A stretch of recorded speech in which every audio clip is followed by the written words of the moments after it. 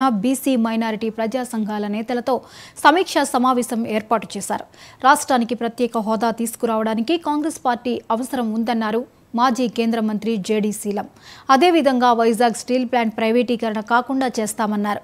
పోలవరం ప్రాజెక్టును ఎందుకు పూర్తి చేయలేదంటూ ప్రభుత్వాన్ని ప్రశ్నించారు. కాంగ్రెస్ పార్టీలో షర్మిల చేరడం పట్ల ఆయన హర్షం వ్యక్తం చేశారు. రాష్ట్రంలో మళ్లీ కాంగ్రెస్ అధికారంలోకి రాబోతుందని ఈ సమావేశంలో ఆయన పేర్కొన్నారు. 9 సంవత్సరాలుగా భారతదేశంలో బీజేపీ ప్రభుత్వం, అదేవిధంగా 5 సంవత్సరాలు పోలవరం మీరు ముగ్గురు కలిసి ఎందుకు ఇవ్వలేకపోయారు? అమరావతి రాజధానిని ఇంతవరకు ఎందుకు మీరు ఆ రకమైనటువంటి పరిస్థితిలో ఉంచగలిగారు? తర్వాత ప్రత్యేక హోదా ఎందుకు ఇవ్వలేదు? విశాఖ ఉక్కు ఫ్యాక్టరీని ఎవరో కొనాలని చూస్తుంటే, కేంద్రం అమ్మాలని చూస్తుంటే మీరు ఎందుకు ఆపలేకపోయారు? రాయలసీమ, కోస్తా, ఉత్తర కోస్తా జిల్లాలకు ప్రత్యేక ప్యాకేజీ ఏది? ఇవన్నీ కూడా ఈరోజు ప్రశ్నలు. మీరు ముగ్గురు కలిసి సమాధానం చెప్పాలి. వారు పొత్తులు, వీరికి పొత్తులు, వీటితోనే టీవీ డిబేట్లతో టైం గడుపుతున్నారు. కానీ ఈ ప్రశ్న టీవీ డిబేట్లో రావడం లేదు.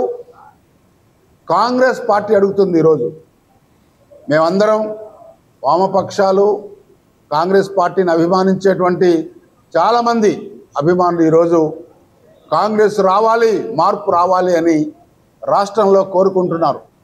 షర్మిల గారి రాకతో చాలామంది ఇరగవరం నుండి ఇప్పుడే ఒక 30 మంది మేము కాంగ్రెస్లో జాయిన్ అవుతామని ఇరగవరం మండలం నుండి యువకులు ఫోన్ చేశారు.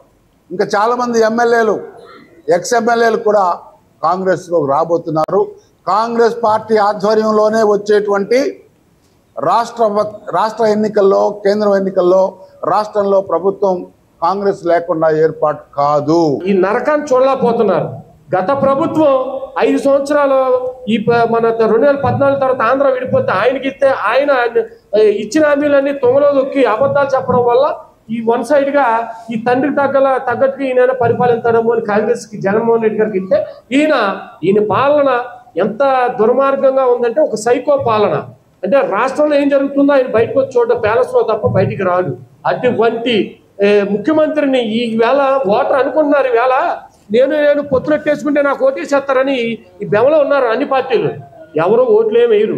ఈవేళ ఓటర్ నాట్ డిసైడెడ్, ఎవరు డిసైడ్ అవ్వలేదు ఏ పార్టీకి ఓటు వేయాలని. ఈవేళ ఓటర్ ఎక్కడ డిసైడ్ అవ్వాలా? పార్టీకి, ఏ పార్టీకి సంబంధించిన కార్యకర్తలు మాట్లాడుకుంటే మా పార్టీ వస్తుందని.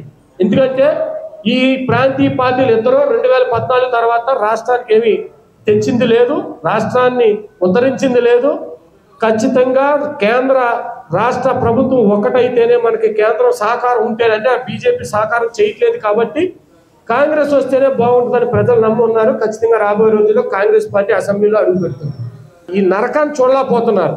గత ప్రభుత్వం 5 సంవత్సరాలు మన 2014 తర్వాత ఆంధ్ర విడిపోతే ఆయనకి ఇస్తే ఆయన ఇచ్చిన హామీలన్నీ తొంగలో దొక్కి అబద్ధాలు చెప్పడం వల్ల ఈ వన్ సైడ్ గా ఈ తండ్రికి తగ్గట్టుగా ఈయన పరిపాలించడము అని కాంగ్రెస్కి.